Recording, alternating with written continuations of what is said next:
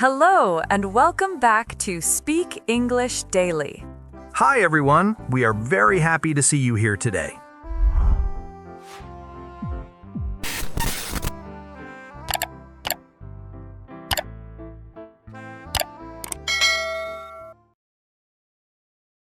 Hello, everyone. If this is your first time with us, we're really glad you're here. And if you've been listening for a while, welcome back. Before we start, take a second to subscribe to the channel and like this episode because it really helps us reach more English learners who need calm, real conversations like this. Yes, thank you for being here with us today. We know your time matters and we truly appreciate that you chose to spend a part of your day listening and practicing English with us. Today's topic sounds simple when you hear the title, but the moment you step into a real conversation, you realize it's not simple at all. Talking about things you like and dislike feels easy until someone is actually looking at you, waiting for your answer, and suddenly your brain doesn't want to cooperate. Exactly.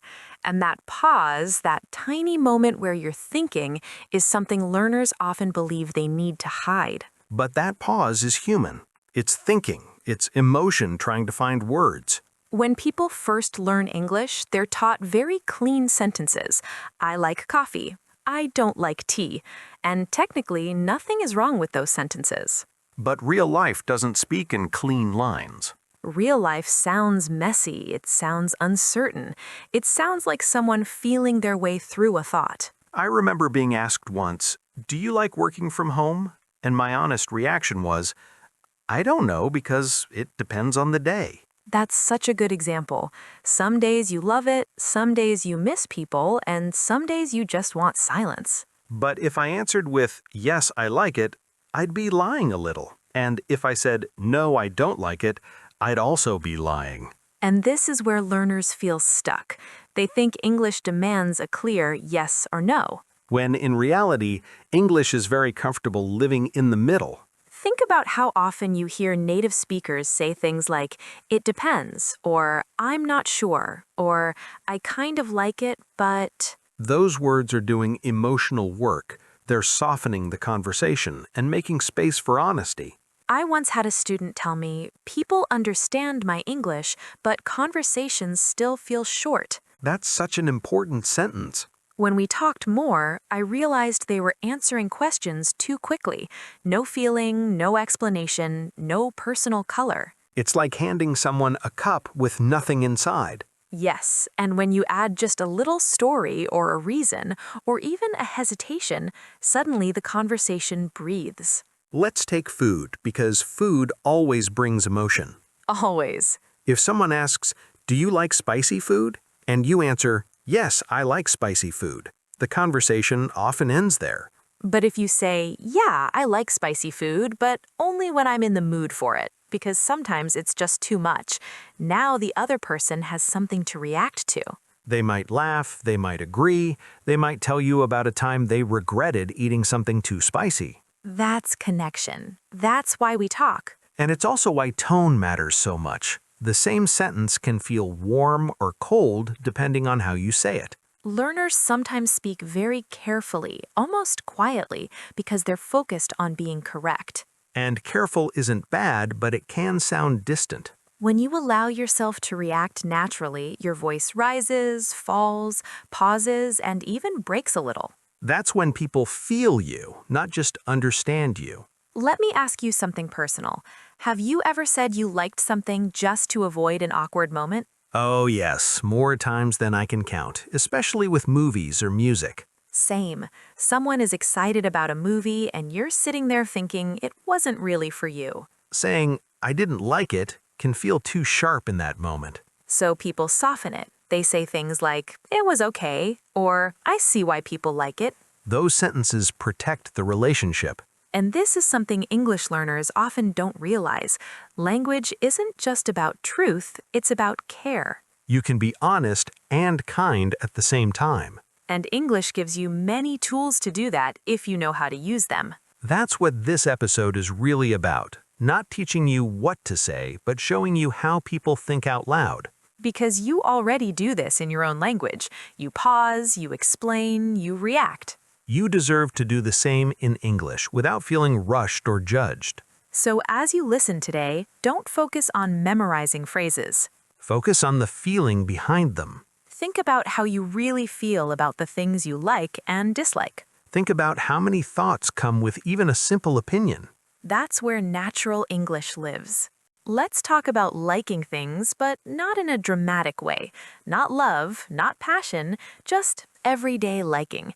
The kind of feeling you have about small, ordinary things. This is where learners often feel confused because they think liking something has to sound strong or confident, when in reality it's usually quiet and flexible. Yes, most of the things we like in daily life sit somewhere in the middle.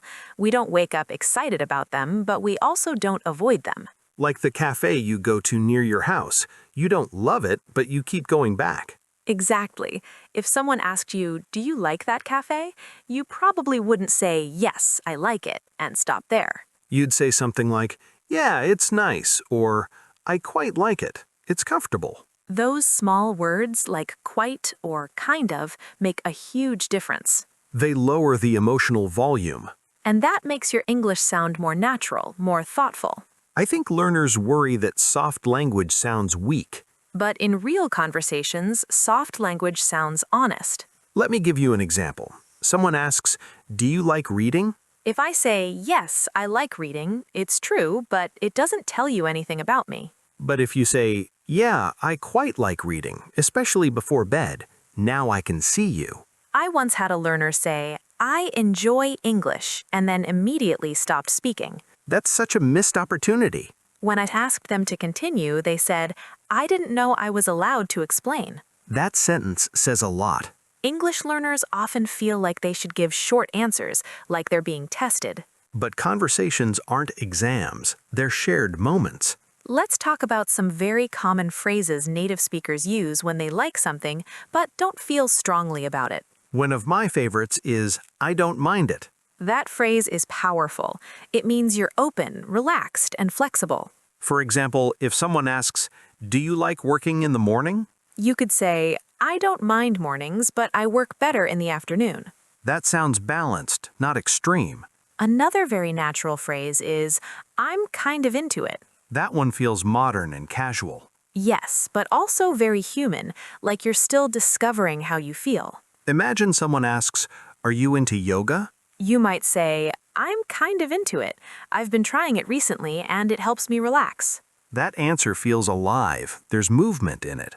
And notice how it invites the other person to respond. They might ask how long you've been doing it, or if it's difficult. That's how conversations grow.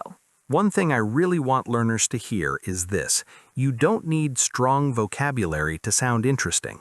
You need rhythm. You need small pauses, gentle explanations, and a bit of personal feeling. Let's do a very real scenario. Someone asks, "Do you like watching TV?" Most people don't have a clear answer to that. Exactly. So instead of forcing one, you can say, "I like watching TV sometimes, but only when I want to relax." Or, "I enjoy a few shows, but I don't watch a lot." That's honest, and it sounds like a real person speaking. I think learners sometimes forget that it's okay to be specific. Specific doesn't mean complicated. It just means real. Even adding one short reason can change everything. Like, "I quite like cooking, but only when I'm not tired." That sentence feels familiar because it's true for so many people. And truth carries emotion naturally. When you speak this way, your voice changes without you trying. You sound more relaxed, More confident. more like yourself. So, when you talk about things you like, don't rush to finish the sentence. Let yourself think out loud, Let yourself add a little context. because that's where natural English lives. Now, let's move into something a little stronger, because liking something is one thing, but when you really care about something, your voice changes without you even noticing. Yes, there's a shift. You hear it immediately when someone talks about something that matters to them. Their sentences get longer. Their pace changes. They stop trying to sound correct and start trying to be understood. This is where learners often feel nervous because strong feelings feel risky in another language. There's a fear of sounding silly, or too emotional, or too dramatic. Or saying something wrong and ruining the moment. But here's the truth.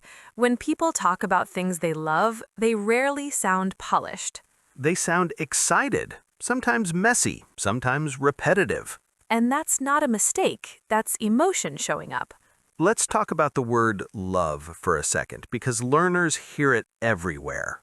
Yes, and they're often told native speakers say love all the time. Which is true, but it doesn't mean it's empty. Love still carries weight when it's supported by feeling. Saying, I love music is fine, but it's very general. But saying, I love music, especially when I'm feeling overwhelmed because it helps me slow down, suddenly feels personal. That's not vocabulary, that's honesty. I once asked a learner, what do you love doing in your free time? And They said, I love watching movies. Then they stopped. that pause again. When I gently asked them to continue, they looked surprised and said, there's more? That's such an important moment. Because yes, there's always more. People don't just love things, they love how those things make them feel. Or when they do them. Or who they do them with. Let's model that. Ask me about something I love. Okay, Anna, do you love traveling? I do. I really love traveling, especially solo trips, because they make me feel independent and calm at the same time. I don't have to explain myself to anyone, and that freedom means a lot to me. See how that answer carries emotion? And notice how I didn't rush. You stayed with the feeling. Learners often think they need advanced grammar to speak like that. But the structure is simple. It's just thought plus feeling. Another very natural phrase people use is, I'm a big fan of. That phrase feels warm but not dramatic. Right. It's strong without being overwhelming. Like, I'm a big fan of early mornings when everything is quiet and the day hasn't started yet. That sentence paints a picture. And pictures create connection. There's also, I'm really into. That one feels current, active, like something is happening right now. For example, I'm really into learning new skills lately, especially things that challenge me. That sounds alive. Because it is, it's present. I want to say something important here. Strong likes don't have to be loud. Yes, passion doesn't always mean excitement. Sometimes it's calm. Sometimes it's steady. Someone might say, I've always loved writing. It helps me think. That's quiet but powerful. Learners sometimes worry they're repeating themselves when they talk about things they love. But repetition is natural when emotion is involved. You circle the feeling from different angles, You're not performing, you're sharing. and listeners can feel the difference. When you allow yourself to talk this way, your English stops sounding practiced. It starts sounding owned. So when you talk about things you really like or love, don't shorten your answer to be safe. Let yourself stay there for a moment. Let the feeling guide the words. That's where confidence comes from. Now, let's talk about the other side of the coin, because liking things is usually easy, but not liking something can feel uncomfortable. Yes, especially when the other person clearly likes the thing you don't. There's that moment where you're thinking, I want to be honest, but I also don't want to hurt anyone. And that tension is something learners feel very strongly. Many of them ask, is it rude to say I don't like something? And the honest answer is, it depends on how you say it. English gives you many ways to soften a dislike without hiding it. Let's start with one of the most common phrases. I'm not really into it. That sentence is gentle. It doesn't attack the thing or the person. It simply places distance between you and the topic. For example, someone asks, do you like horror movies? You might say, I'm not really into horror movies. I get scared too easily. That sounds polite, personal, and complete. And notice how you didn't say horror movies are bad. You talked about yourself. That's an important habit. Another phrase people use all the time is, it's not really my thing. That one feels very natural in casual conversations. Yes, and it's very useful when you don't want to explain too much. Like if someone asks, do you enjoy clubbing? You could say, "Not really, it's not my thing. I prefer quieter places." That sentence feels calm, not defensive. Learners sometimes worry that soft phrases make them sound unsure. But in reality, they make you sound socially aware. Let's talk about hesitation for a moment, because hesitation is not weakness. It's thoughtfulness. When people say things like, I don't know, or I'm not sure, they're giving themselves space. Space to be honest without being harsh. Imagine someone asks, "Do you like working in big teams?" You might say, I'm not sure. I like the idea, but I sometimes feel more comfortable working alone. That answer shows reflection. It shows you've actually thought about the question. One thing I really want learners to understand is that dislikes don't need to be dramatic to be real. Yes, you don't need strong words to sound honest. Sometimes the softest answers are the most truthful.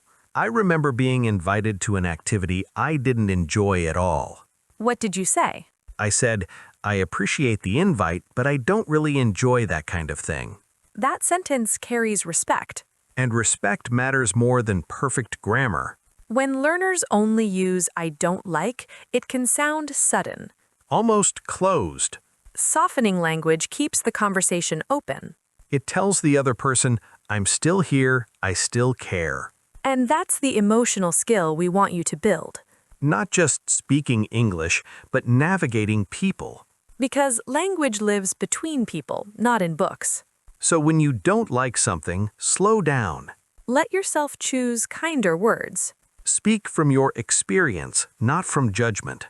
That's how English sounds natural.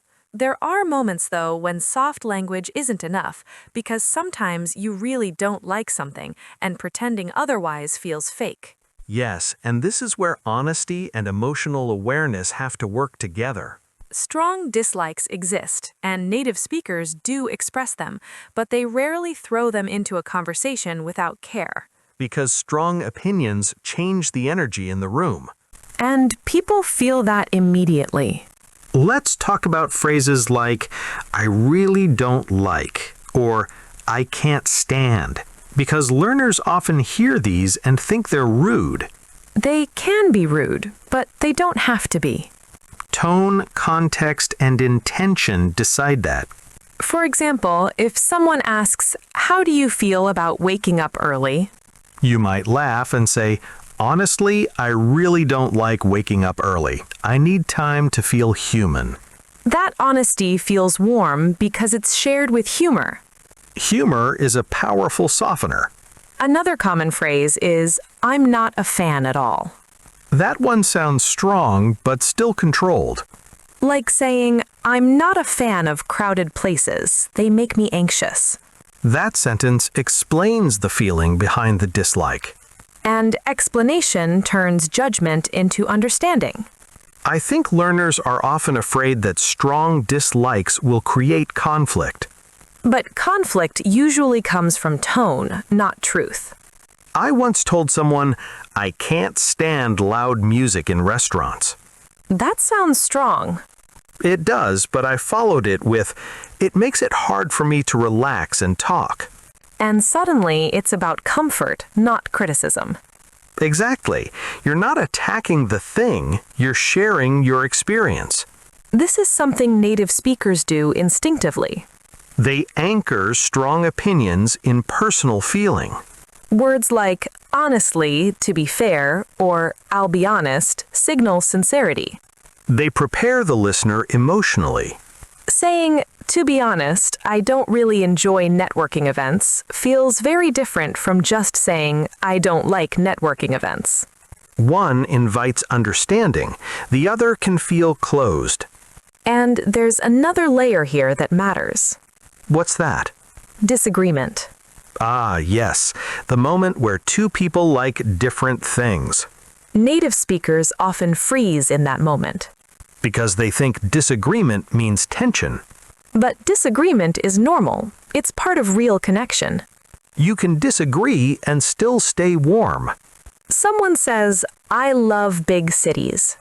And you say, I get that, but I really don't enjoy them. I feel overwhelmed. That sentence respects both sides. It doesn't shut the conversation down. It deepens it. I want to say this clearly. You don't need to sound neutral all the time to sound polite. You're allowed to have opinions. You're allowed to dislike things. What matters is how you carry those feelings into words. When you speak slowly, explain a little, and stay human, your English sounds natural, Not perfect, not rehearsed. just real. And that's the goal of everything we've talked about today. Talking about likes and dislikes isn't about memorizing phrases. It's about learning how to show yourself in English, With honesty, with care. and with confidence that grows from being understood. If you take one thing from this episode, let it be this. Your opinion doesn't need to be short to be correct. And it doesn't need to be strong to be meaningful. Let yourself speak the way you think. Let your English breathe. Thank you for spending this time with us. We're really glad you're here. And we'll see you in the next conversation.